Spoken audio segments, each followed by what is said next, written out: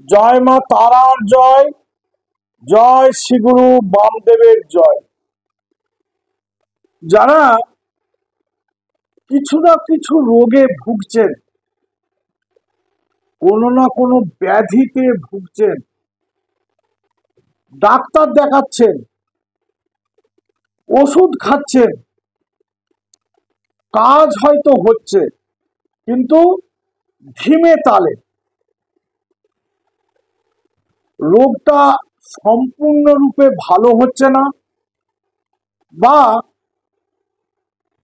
কখনো কখনো ভালো হচ্ছে, আবার সেই রোগটা কিছুদিন পরে দেখা দিচ্ছে। এই সব ব্যক্তিদের আমি একটা প্রক্রিয়াকরণ দিচ্ছি, এই প্রক্রিয়াকরণটা করে দেখুন, অবশ্যই উপকার পাবেন। আমি 3টে গাছের শেকড়ের কথা বলছি। এই শেকড়গুলো ওই বারে তুলবেন, যে বারগুলো আমি বলে দেব। প্রথমেই বলি কেশুত গাছ।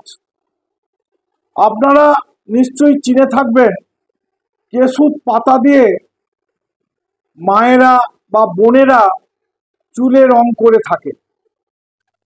সেই কেশুত গাছের শেকড় মঙ্গলবারে তুলবেন।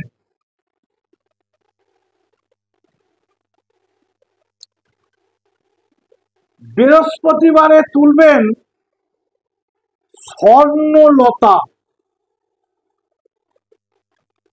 আর শনিবারে তুলবেন বন তুলসী গাছের শেকড়। এই 3টি শেকড়কে 2 কড়া পরিমাণ করে কাটবেন। সুবর্ণলতার শেকড় হয় না, সুবর্ণলতা গাছেতে লতিয়ে হয়।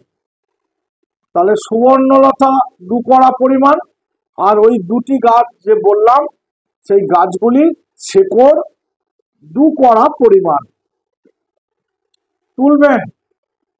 তুলে এনে গঙ্গা জলে ধৌত করবেন, করে মা তারাকে জানাবেন যে হে মা তারা, আমি এই রোগে দীর্ঘদিন ভুগছি, এই রোগের অবসান ঘটাও, বা এই রোগ থেকে আমাকে মুক্ত করো বলে ওই 3টি শেকড়ে 3টি গিরো দেবেন।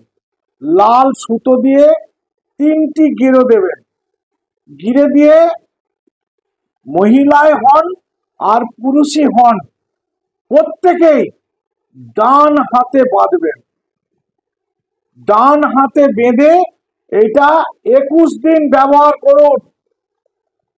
দেখবেন ওষুধ যেমন খাচ্ছেন খেয়ে যান, দেখবেন ওষুধ খেয়ে আপনি যে পরিমাণ উপকার পাচ্ছিলেন, ওষুধ খেয়েও তার থেকে অনেক বেশি পরিমাণ উপকার পাবেন। এটা একটা মা তারার নির্দিষ্ট প্রক্রিয়াকরণ। অতএব নমস্কার, আজ এই পর্যন্তই। আপনারা প্রক্রিয়াকরণটা করে দেখুন, অনেক উপকার পাবেন। যারা আমার ভিডিওটা দেখছেন তারা লাইক করুন, শেয়ার করুন, কমেন্ট করুন। আর যারা আমার ভিডিওতে প্রথম এসেছেন তারা আমার চ্যানেলটিকে সাবস্ক্রাইব করুন।